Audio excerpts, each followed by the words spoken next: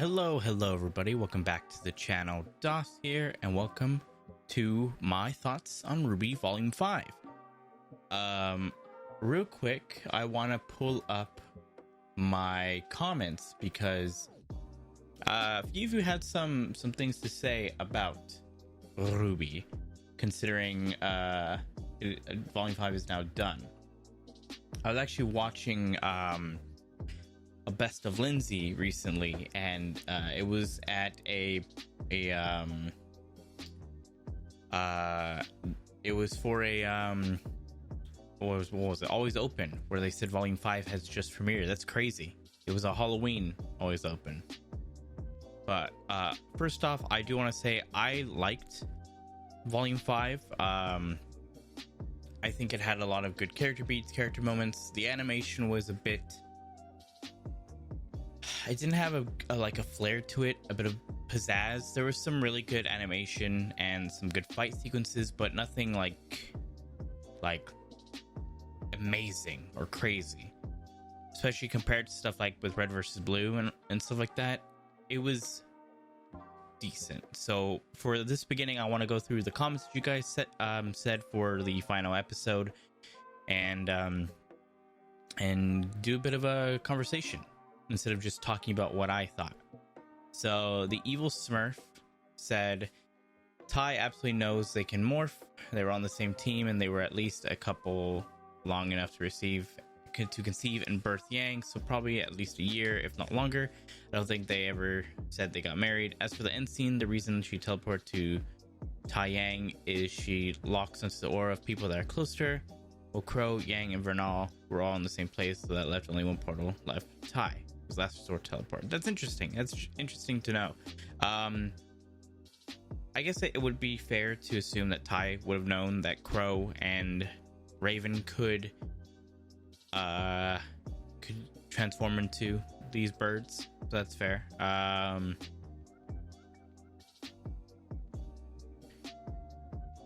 Let's see. A person called Ruby, it looks like a few people called Ruby that watch RWBY, said Volume 5 honestly has a lot of great character moments and world building stuff. I fully agree. That's all the stuff that I enjoy for this volume. I think it does those bits a lot better than Volume 4. They also said, my issues with it lie in how unenthused the animation is. It's really slow. It feels so awkward at times. Obviously, the big example is the fight scene, but even just talking or moving around feels slow. The actual writing I greatly enjoyed. I feel with better animation, possibly some tweaks towards the later half, Haven wouldn't feel so barren and unimportant. Have some students around, give us some Lionheart backstory, and make things feel faster. Those are my biggest things about this volume. I wouldn't trade the character moments in the house or Raven's plotline for anything, though. I think that's very fair. Haven did seem extremely empty. I mean, Haven's another city.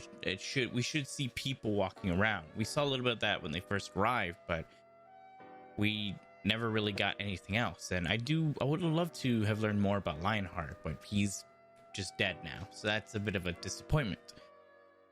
I do agree with how the animation can feel clumsy at times.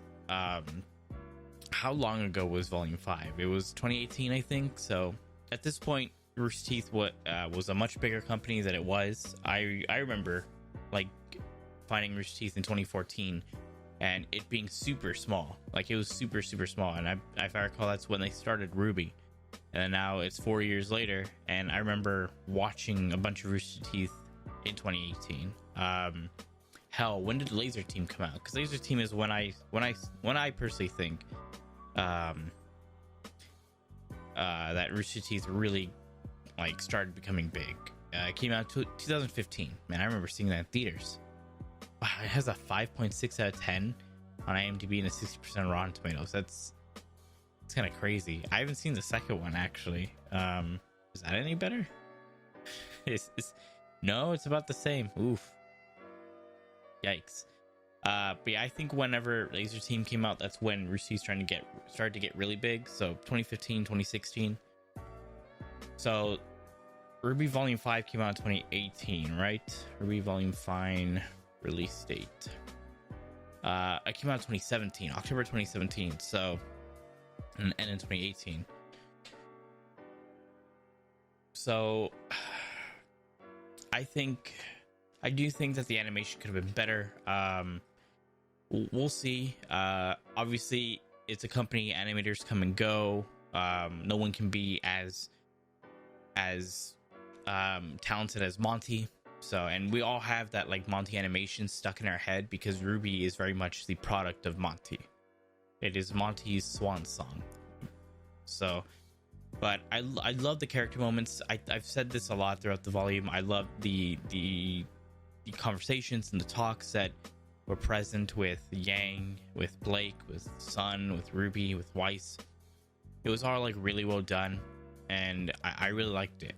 I do feel like this volume flows a lot better than volume 4. Volume 4 was just a lot slower process, a much slower burn, and had far less fighting and fights. Whereas here with volume 5, we had more fights, we had more action, we had, I feel, better flow overall with the volume. Meredith says, agreed this finale was Yang's crowning moment so far. I'm not always in her corner, but she did great here confronting Raven's hypocrisy. We picked up that she didn't tell Crow about it, or that her mom is the Spring Maiden. Everyone else will assume that the powers passed on from Vernal and be thinking about who has them now.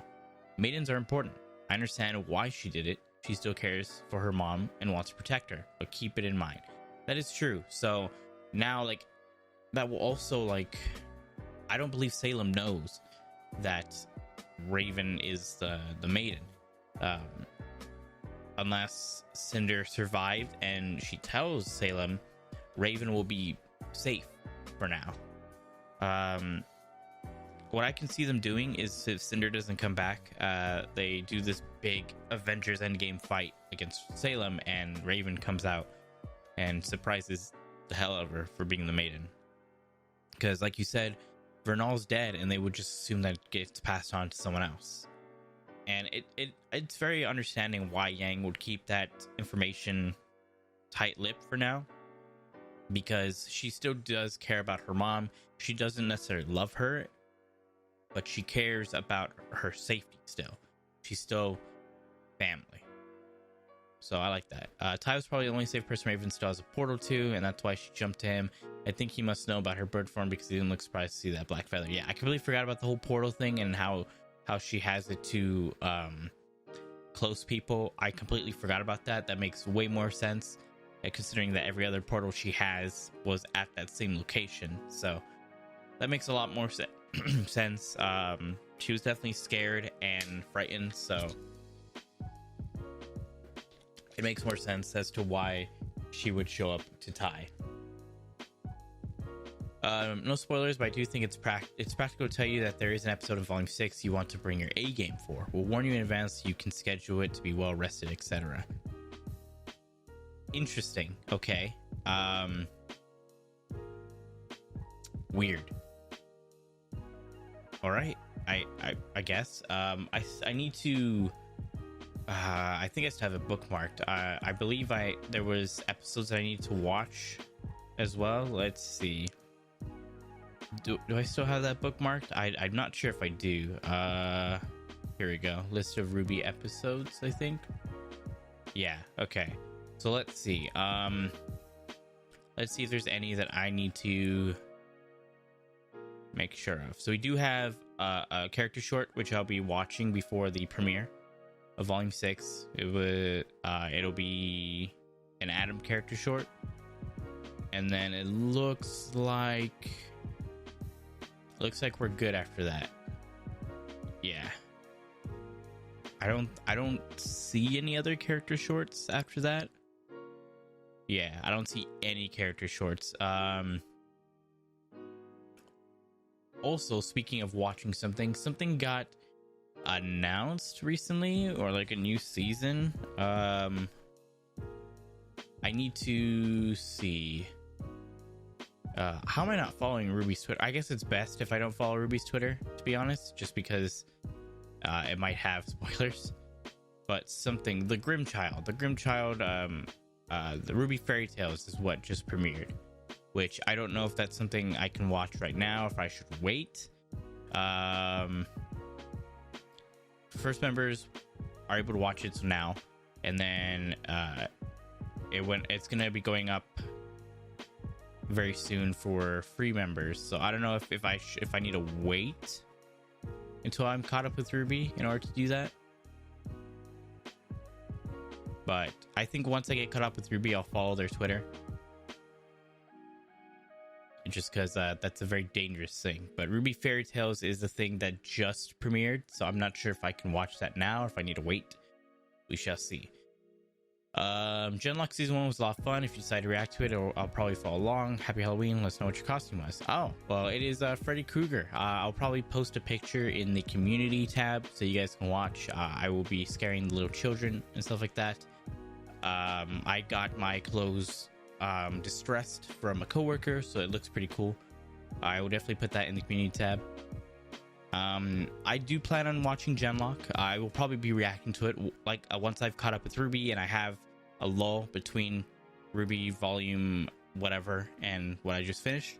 I will watch Genlock. Season 2 of Genlock is coming out very soon, but it's coming on HBO at first, so I'll definitely look into that. I'll definitely watch it. First off, let's go ahead and like these comments I've been reading. Let's see. Nexus says Volume 5 is the weakest volume in my opinion because it lost many fans. Volume 6 rocked the fandom like no other, and you're about to see why. That's interesting. I know that Volume 4 and 5 is where a lot of people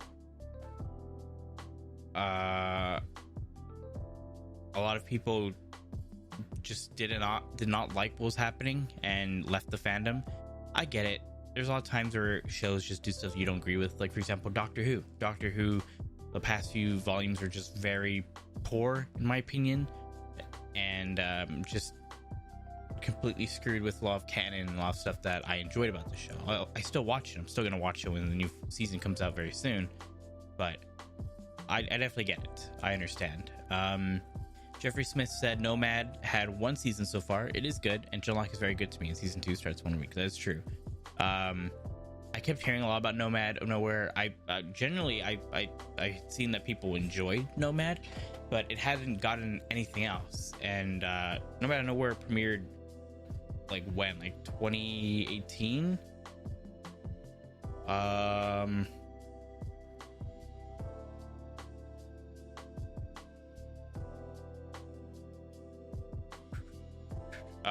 Yeah, March 2018.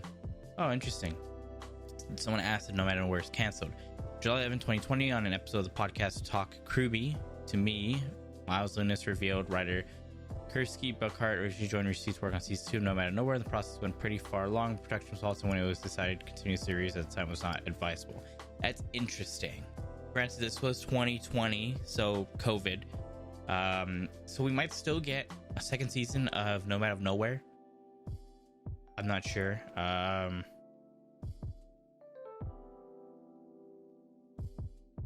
Interesting. That is, oh yeah, Rooster did restructure their entire animation department, which makes a lot of sense. I should probably start watching the RWBY talks and stuff. See what was happening back in the day. But yeah, I mean, I don't know if Nomad of Nowhere would be a series I would react to necessarily, but Genlock is definitely something I'm looking into once all this is done. So that should be fun. Let's see. Buzzry says, when I first saw this and hearing Yang chew out Raven, I wanted to hug my mom. That is true. I don't get along with my mom a lot. We tend to butt heads a lot. But I feel like Yang just put everything on the table, and I respect her for that. I thought that was really, really great. Let's see. Jake put Volume 6 is a huge lore dump. Prepare yourself. Hayden put that's pretty hefty spoiler, pal. Could you consider deleting that maybe? I don't really agree with that, Hayden. I understand you looking out for me, but I don't think that's a huge spoiler. Like just saying that there's a lore dump to prepare myself is fine. That's that's something that's like okay, like it's just like, oh, there's going to be more information, just make sure that you're paying attention more, which is fair. is more than fair. I do appreciate you, Hayden. Thank you for watching out for me. Thank you for trying to make sure I don't get spoiled on stuff. But this is fine. And then for episode 13, some stuff was mentioned to me by John, which answered my questions. Cinder can use ice too. Remember when she encased Raven in the last chapter? That's true. I forgot about that. It's just that she prefers fire because her natural semblance is also fire based. Raven seems to have a preference for ice, or at least thinks ice based elemental attacks are counter to this opponent. Cinder probably has more raw power, but Raven is far more experienced and a cunning fighter. She has more situational awareness and uses the chaotic environment as an additional weapon against Cinder, and her sword skills are superior to Cinder's. That's fair. I wasn't super aware of that, and I completely forgot that Raven did that. That Cinder did that to Raven. That all the maidens can use the elements. It's not just tied. It's not like benders where you can really only do one element unless you're the avatar or someone really special. So that makes sense, and yeah, that makes complete sense that the Raven would have a bit of an upper hand. And I'm glad that a lot of you did not. Oh, sorry. I was just talking about this because Marith had commented saying all 4 maidens could wield all elements. Cinder seems to use exclusive fire, but Raven takes a more versatile approach. So did Amber, the former Fall Maiden. Or amplification is a much more powerful semblance for Jean than healing would be. He amplified Weiss, blah blah blah. And then John responded with, "Yep, it's a shame that the seasonal designations seem to be utterly meaningless when it comes to maidens. The waste opportunity could have been more like Avatar: Last Airbender." Like I was just saying, I think that would have been a nice thing, like having like more like themed powers, but I guess it doesn't pigeonhole them necessarily, but I think it would have been like a nicer thing to see. But it makes sense that Raven would have a bit of upper hand considering she had more skill, whereas Cinder just has more, I guess, raw firepower, no pun intended. But it seems that the majority of you did not see that twist coming, that Raven was the spring maiden. Well, what was the maiden? Which makes me very happy. I do enjoy that.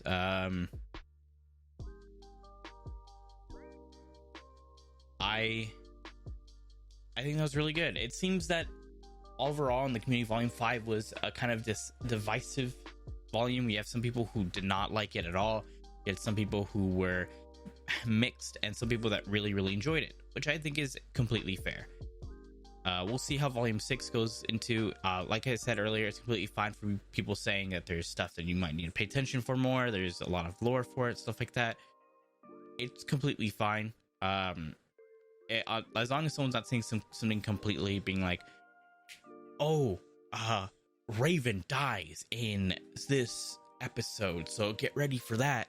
Like something like that is completely a no-no. But just saying like, "Oh, there's going to be a lot more information taken, so be prepared." That's completely fine. You have to remember, I'm someone who had been spoiled on a lot of stuff just for being in Rooster Teeth community. I was spoiled on Pierre's death because I was just in the community. It's something that rocked the community's world when it happened and was talked about all the time on podcasts and in forums and comment sections. So that's something that I couldn't escape. And there's another event that also rocked the community that will be happening at some point in the future that I know about, because it was everywhere. So again, I appreciate the protection. As of now, I'm going way more blind than I have been, so I do appreciate it. Overall, I definitely would put volume 4 underneath 5. I don't remember what my ratings were last time. I'll probably, like I said, once I finish all these volumes, I'm gonna make a video and put them into tier lists. I still think volume 1, 2, and 3 are pretty much high up there. Those are like some of the best ones. Volume 3 is still my favorite volume, and I think that's a lot of people's favorite volume. It's just so good. It's got so much good character, fight scenes, animation. So I think volume 4 is probably the bottom of the barrel. I think I'm gonna say Volume 3, Volume 2. Honestly, I think I might say Volume 5, Volume 1, and then Volume 4. Because Volume 1 is what it is.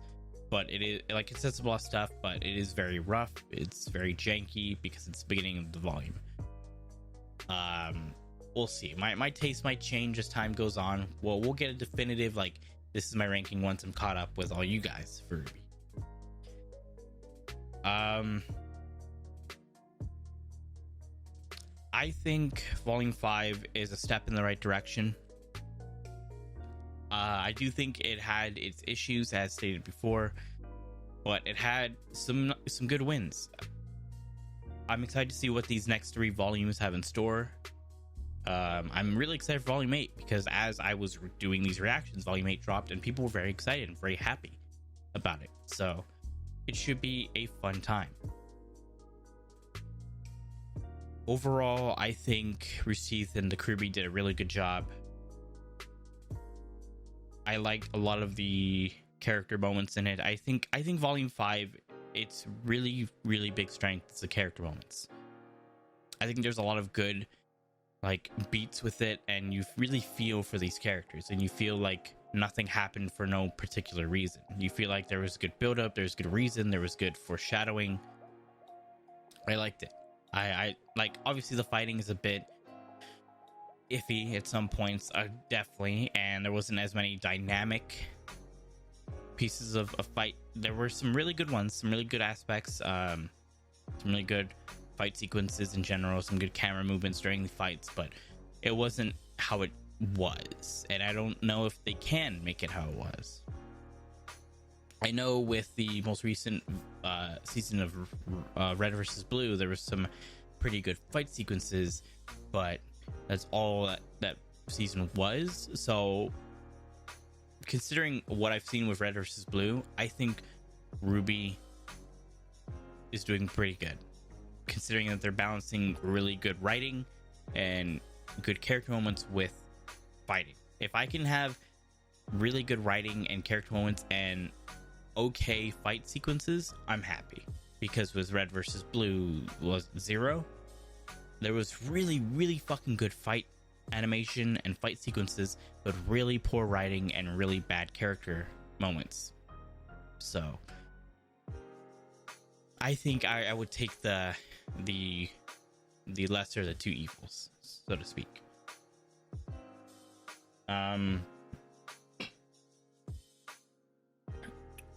Overall, I think it was a good watch. Next week will be my reaction to the OST.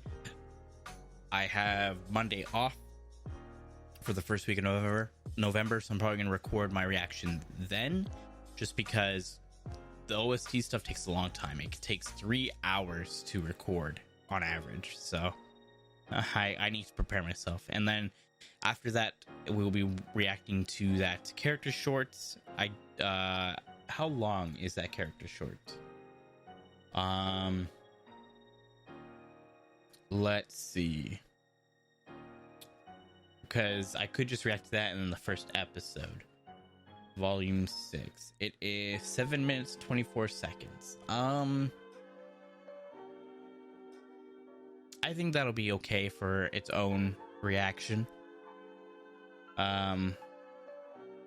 Yeah, I think so. So we'll probably just react to the short, and then after that we will react to the actual episode. Just because the first episode is 22 minutes 32 seconds, plus at 7 minutes it'll be a 30-minute video. It might be a bit too long, so, but we shall see. We'll see in about 2 weeks time.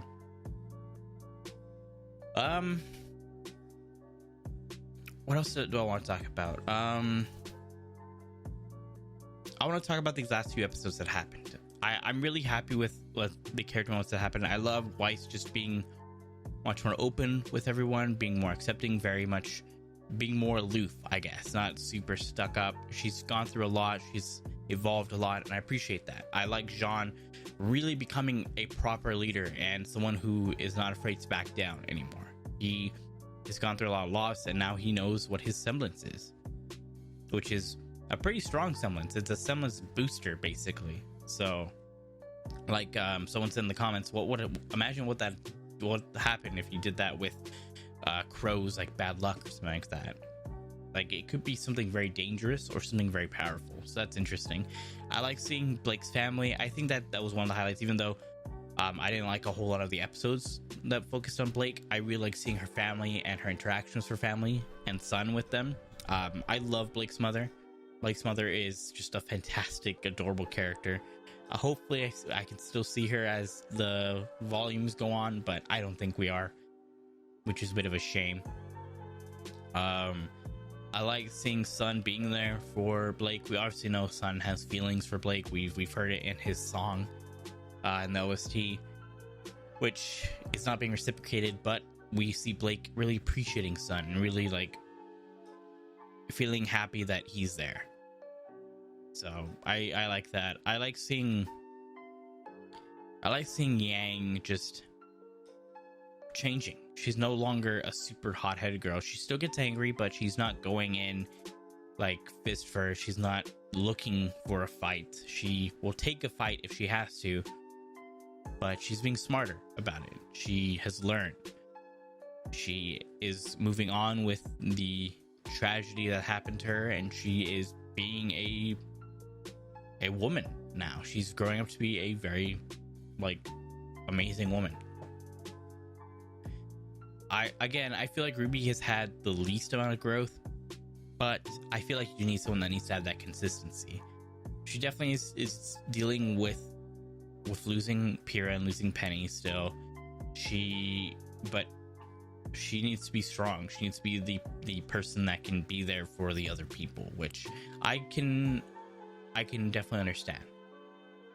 She is still trying to evolve. She is trying to learn how to not rely so much on her weapon, which I hope they expand more of that as time goes on. I hope there's more instances where Ruby fights without Crescent Rose and she can hold her own without her weapon. I feel like she relies on it way too much.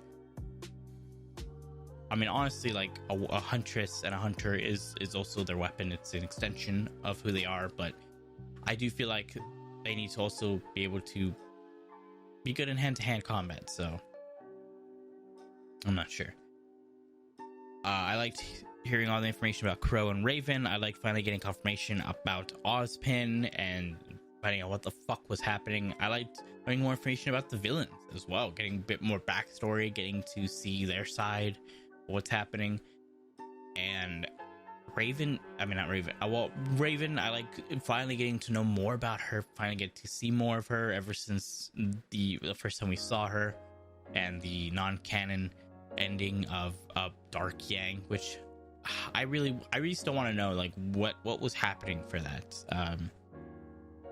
I would like to like have like a Marvel's What If type of scenario. If like, what if we continued with this storyline? I would love to see that. And I still like that Salem is still a very intimidating boss bitch. Like, she's not done a whole lot, but you know that she's just powerful. I'm really hoping they don't change her design, because I think her design is basically perfect. I know they changed Ruby's design one more time, and I don't know if Lindsay was making a jerk or not, but she made a tweet today that Team Ruby is getting a design change, but she also linked my VTubers with it, which was surprising. Let me see if I can find it. She had put, you have asked repeatedly, and I can probably say that yes, Team Ruby does have a new custom design for Volume 9, and she posted the Too Many Snacks animation of Potato PC with Polka, Potan, Lami, and Nene. So, which I thought was amazing. Thank you so much, Lindsay, for recognizing the VTubers. But I don't know if that is just her memeing or if she's actually being serious. Because I don't know if Lindsay is chaos incarnate, so I have no idea. Because I have seen the designs for the most recent redesign for the main four, and I think the one I'm least a fan of is the Weiss. I'm not a huge fan of her huge thick braid, so I would like to see a redesign. But it does seem like every 2 or 3 volumes it seems that we get a redesign, and I think the redesign happened in volume 7. So I mean, it would make sense for it to go in like volume 9 or 10, so we shall see. This is a pretty long video, but I want to go through your comments. I want to talk about it, especially since I haven't had the opportunity to read what you guys had said. It's been a very busy month and a half, few months, and I think it's going to be a pretty busy end of the year as well. I haven't even really had the chance to record what I want to come out in October, so that is a shame. I'm going to see if I can record it in early November and have that still come out for early access, because it's something I've been wanting to watch, wanting to react to for a bit. So yeah, I guess I'll end this off by saying Volume 5 was a good watch. It was much more enjoyable than Volume 4, and I'm excited to see what goes on in the future. I will probably reacting. It's late. I will probably be reacting to Genlock once I am caught up and I have that free time. I mainly just want to have like one RWBY thing at a time, or one Rooster thing at a time. I don't know if I'll react to RWBY Chibi. I'm not sure. I really don't know. Like, I've seen a few episodes of RWBY Chibi and it's been a long time, so I don't really remember it. And I don't know if it's something that I needs reacting. I don't know. I have no clue. I guess as time goes on, you guys can let me know if that's something you guys would want to see. It seems like there is interest in a reaction for Genlock, so that probably has cemented me on doing it at some point in the near future. Especially since there's so much talent and David Tennant's in it. Like, that is one of the men on this planet I'd go gay for. So I'd support him whatever he's doing. And it'll give me a better appreciation for the characters, because I've seen them and they're in Paladin and stuff like that. So like, I'd be able to have this more appreciation. It's like of RWBY, where I've known about the characters. I've seen them in stuff. I've seen them in Blaze Blue. I've seen them in Death Battle. I've seen them in Smite, but I haven't had the knowledge or experience with them, and now I have that better appreciation. But yeah, also Yang has got a pop-up parade figure announced, so I will be purchasing that 100%, because I am a degenerate and I want it a lot. It was announced a few days ago that she would be getting a pop-up parade figure, which is great because Pop-Up Parade is a brand that is a cheaper figure. It's more affordable. It's mainly like $30 to $40 for a figure, so it tends to be easier for people to actually buy. I'm trying to find the actual Pop-Up Parade. I might just look it up. Pop-Up Parade Yang. There it is. So yeah, from Rooster's hit 3D CG anime, RWBY becomes a Pop-Up Parade figure of Yang Xiaolong. You should pre-order her for your collection, especially if you own the other Pop-Up Parade figures from RWBY. So yeah, I know there's been other Pop-Up Parade figures which I have not bought, but Yang is up for pre-order. She looks amazing. Her release date is February 2022, so she'll be coming out pretty soon. For the US site, she's currently $38.99 without shipping or tax. So I would suggest, if you guys are looking into getting this figure, get it now while you can. The pre-order period is October 25th through November 24th, 2021. So and estimated time of shipment is April, it seems like, for the US. So I would suggest, if you want some Yang memorabilia, get this figure. Pop-Up Parade is extremely affordable. That is the whole purpose of Pop-Up Parade, is so that people can buy these really well done anime figures for a cheaper price. For any information that you guys want, It is it stands at 17 to 18 centimeters in height. Is made out of painted plastic.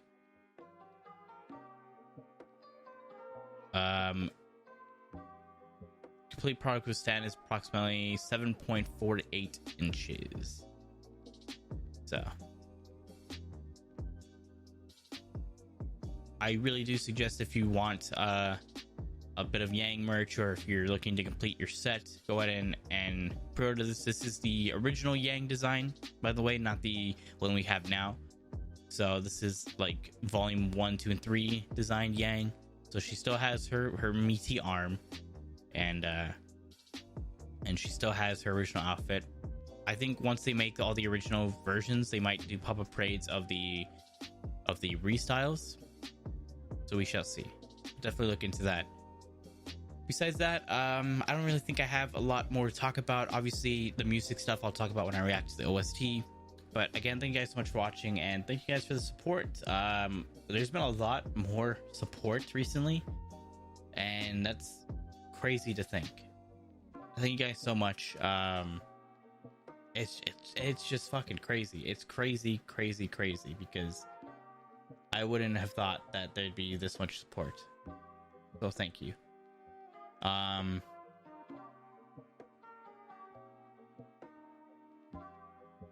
it's crazy to see.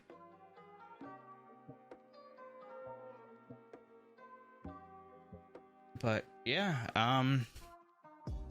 I'll see you guys in the OST reaction and in volume 6. I'm still considering if I want to go to RTX. I don't even know if tickets have gone on sale yet. I don't know. We'll see. If I can go to RTX next year, I think I might. If I can't, we'll shoot for 2023, because I've been wanting to go to RTX for a while, and I'd love to. If any of you guys are going to RTX, I'd love to see you guys. You know, I'd love to be able to attend a RWBY panel and be able to experience that. But that's besides the point. Thank you guys so much for watching. See you guys in the next video, and as always, have a good morning, afternoon, and evening. Goodbye, everyone.